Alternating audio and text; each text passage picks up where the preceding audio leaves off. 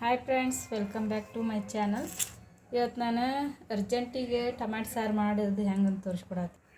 Urgent ಊಟ time ಆದಾಗ ಬೇಳೆ ಕುದಿಸ್ಕೊಳಕ್ಕೆ ಆಗಂಗಿಲ್ಲ, ಯಾವುದೋ ತರಕಾರಿ ಇಲ್ಲಾಗ ಇದನ್ನು ಅರ್ಜೆಂಟಾಗಿ ಮಾಡ್ಕೋಬೋದು ನೋಡಿರಿ. ನಾನು ಇಲ್ಲೇ ಮಾಡ್ಕೊಳಕ್ಕೆ ಟಮಾಟಿಯನ್ನು, ಬೆಳ್ಳುಳ್ಳಿ, ಕರಿಬೇವು, ಕೊತ್ತಂಬರಿ ಮತ್ತು ಒಂದು ಸ್ವಲ್ಪ ಕಡಲೆ ಹಿಟ್ಟು ತೊಗೊಂಡಿನಿ ರೀ.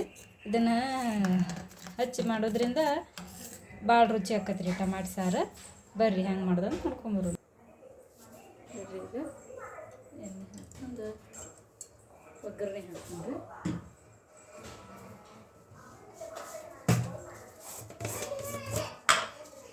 ಜೀರಿಗೆ, ಸಾಸಿವೆ,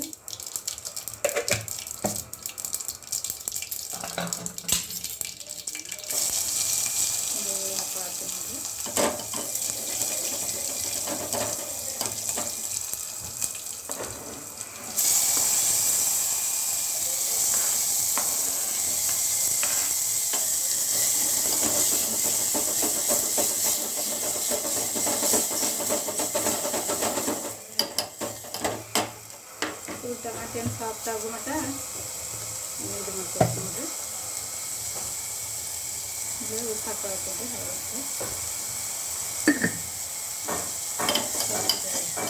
ಟಮಾಟೆನೆಲ್ಲ ಬೇಯಿದು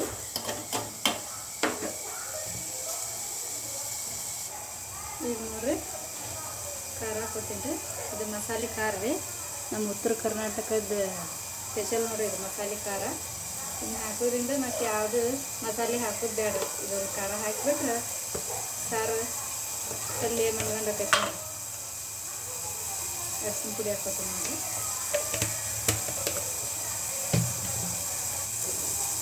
ಸ್ವಲ್ಪ ಸಕ್ಕರೆ ಹಾಕ್ತೀನಿ ರೀ. ನಾವೆಲ್ಲ ಅಡುಗೆ ಸಕ್ಕರೆ ಭಾಳ ಯೂಸ್ ಮಾಡ್ತೀವಿ. ಇದೆಲ್ಲ ಹಾಕ್ತೀನಿ ನೋಡಿ.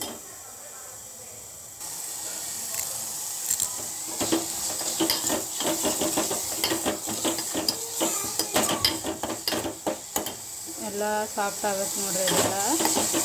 ಆಮೇಲೆ ಅದು ಕಡಲೆ ಹಿಟ್ಟು ಸ್ವಲ್ಪ ನೀರಾಗಿ ಮಿಕ್ಸ್ ಮಾಡಿ ಹಾಕ್ಕೊಂಡು, ಈಗ ಇಲ್ಲಿ ಕಡಲೆ ಹಿಟ್ಟು ತೊಗೊಂಡಿವಲ್ರಿ, ಇದಕ್ಕೆ ನೀರು ಹಾಕಿ ಮಿಕ್ಸ್ ಮಾಡ್ಬೇಕು ನೋಡ್ರಿ. ಈಗ ನೋಡ್ರಿ ಇದೆಲ್ಲ ಟಮಾಟೆ ಸಾಫ್ಟಾಗಿ ಬೆಂದೈತೆ ರೀ. ಈಗ ಕಡಲೆ ಹಿಟ್ಟು ಮಿಕ್ಸ್ ಮಾಡ್ಕೊಂಡಿವಲ್ರಿ, ಇದನ್ನ ಹಾಕೋದು ನೋಡ್ರಿ.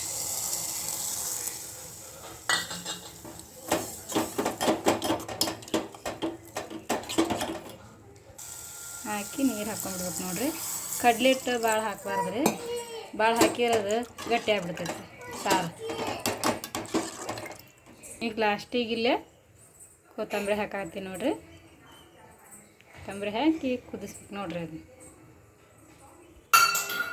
ಸಾರು ರೆಡಿ ಆಯ್ತು ನೋಡ್ರಿ ಫೈನಲಿ.